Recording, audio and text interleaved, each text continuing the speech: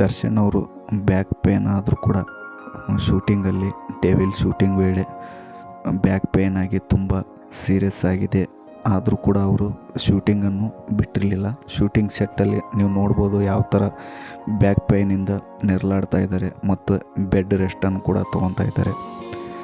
ಯಾಕಂದರೆ shooting complete ಮಾಡೋದೇ ಅವರ ಉದ್ದೇಶ ಆಗಿತ್ತು.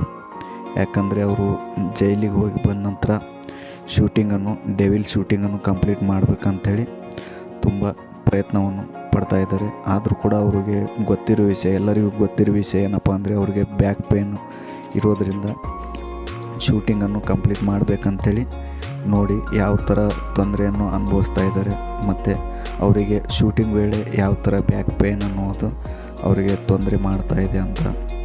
ಇದ್ರ ಮಧ್ಯೆ ಕೂಡ ಅವರು ಶೂಟಿಂಗನ್ನು ಕಂಪ್ಲೀಟ್ ಮಾಡಬೇಕಂತೇಳಿ ಮತ್ತೆ ಸ್ವಲ್ಪ ರೆಸ್ಟ್ ತೊಗೊಂಡ ನಂತರ ಶೂಟಿಂಗನ್ನು ಕಂಪ್ಲೀಟ್ ಮಾಡ್ತಾಯಿದ್ದಾರೆ. ಮತ್ತು ಯಾವುದೇ ಥರ ಆಗಲಿ ಶೂಟಿಂಗನ್ನು ಮುಗಿಸ್ಬೇಕನ್ನೋದೇ ಅವ್ರ ಉದ್ದೇಶ ಆಗಿತ್ತು. ಆದರೆ ಈ ಶೂಟಿಂಗ್ ಮುಗಿದ ನಂತರ ಸ್ವಲ್ಪ ಅವರು ರೆಸ್ಟ್ ತೊಗೋಬೇಕಂತೇಳಿ ಅವರು ಪ್ರಯತ್ನವನ್ನು ಮಾಡ್ತಾಯಿದ್ದಾರೆ. ಡೆವಿಲ್ ಶೂಟಿಂಗ್ ಸೆಟ್ಟಲ್ಲಿ ನೀವು ನೋಡ್ಬೋದು ಹಿಂದುಗಡೆ ಗ್ರೀನ್ ಸ್ಕ್ರೀನ್ ಕೂಡ ಇದೆ. ಆ ಸ್ಕ್ರೀನ್ ನಡುವೆ ಅವರು ಶೂಟಿಂಗನ್ನು ಮಾಡ್ತಾಯಿದ್ದಾರೆ. ಅವರ ಬಾಡಿ ಗಾರ್ಡ್ಸ್ಗಳು ಮತ್ತು ಅಲ್ಲಿ ನಿಂತಿರುವಂಥ ಹೀರೋಯಿನ್ ಕೂಡ ಅವ್ರಿಗೆ ಸ್ವಲ್ಪ ರೆಸ್ಟಿಗೋಸ್ಕರ ಇದು ಮಾಡ್ತಾಯಿದ್ದಾರೆ. ನೀವು ನೋಡ್ತಾ ಇರ್ಬೋದು ಯಾವ ಥರ ಅವರು ಬೆಡ್ ರೆಸ್ಟ್ ತೊಗೊತಾ ಇದ್ದಾರೆ ಅಂತ. ದಯವಿಟ್ಟು ಸ್ನೇಹಿತರೆ, ಇದೇ ಥರ ನ್ಯೂಸ್ ನಿಮಗೆ ಸಿಗ್ತಾ ಇರುತ್ತೆ.